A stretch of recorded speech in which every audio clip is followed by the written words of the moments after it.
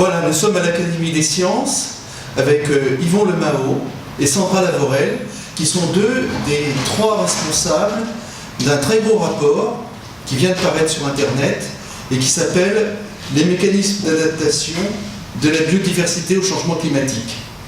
Et on va leur poser quelques questions pour faciliter notre envie d'aller voir ce rapport sur le site de l'Académie.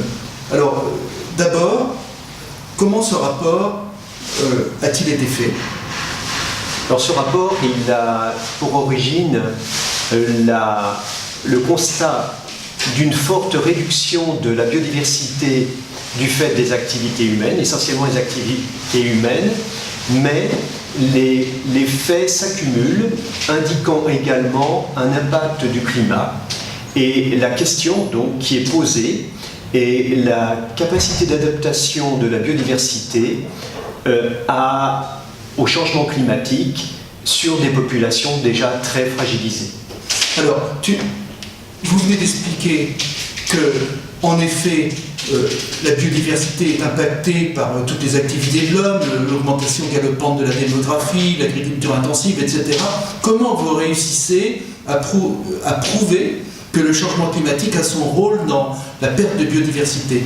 Peut-être Sandra, qui a l'expérience du milieu de montagne, du milieu, pourrait expliquer ça. Alors en effet, c'est une question complexe, puisque si l'on prend l'exemple de la progression des arbres en altitude, avec l'augmentation de la température, bien entendu, c'est le résultat à la fois, par exemple, de l'abandon de certains alpages, mais aussi de l'effet du changement climatique. Donc, nos approches consistent à mêler des observations, y compris dans des régions éloignées comme les pôles où il y a moins d'impact humain, voire pas du tout, avec des expérimentations et aussi l'outil de la modélisation. Et donc, ce sont finalement des faisceaux de preuves que nous utilisons pour détecter les effets du changement climatique sur la biodiversité.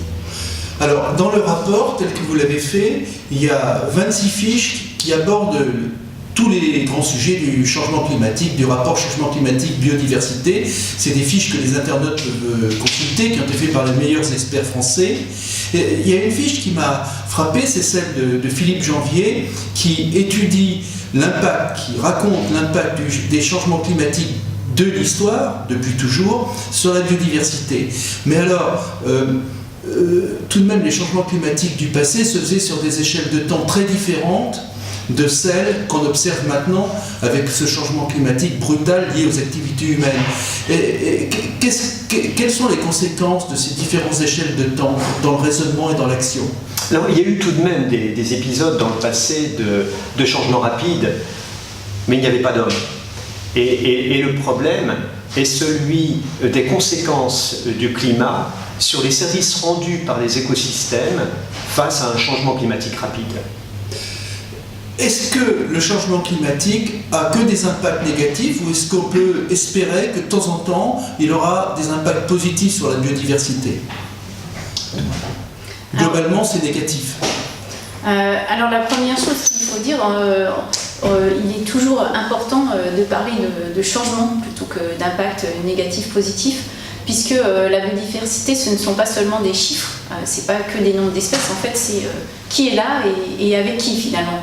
Et donc, de notre point de vue, ce qu'il est important de souligner, c'est qu'on va avoir une recomposition des écosystèmes sous l'effet du changement climatique, avec des espèces qui vont rester, des espèces qui vont migrer, des espèces qui vont se rencontrer alors qu'elles n'étaient jamais ensemble.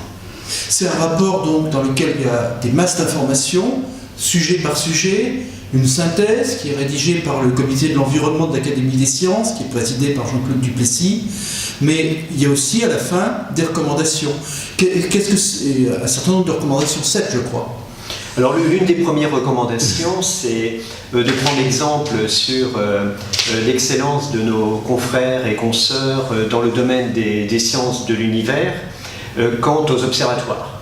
Les sciences de l'univers ont une structure tout à fait remarquable de personnel dédié, de ressources dédiées à des observatoires de longue durée Et c'est ce qui manque encore dans le domaine de la biodiversité pour tirer le meilleur parti de l'observation à long terme des écosystèmes. Une seconde recommandation parmi les 7, c'est que étudier la biodiversité, comprendre les mécanismes par lesquels elle va s'adapter au changement climatique, c'est une question bien entendu de science de la nature, et c'est aussi une question de société.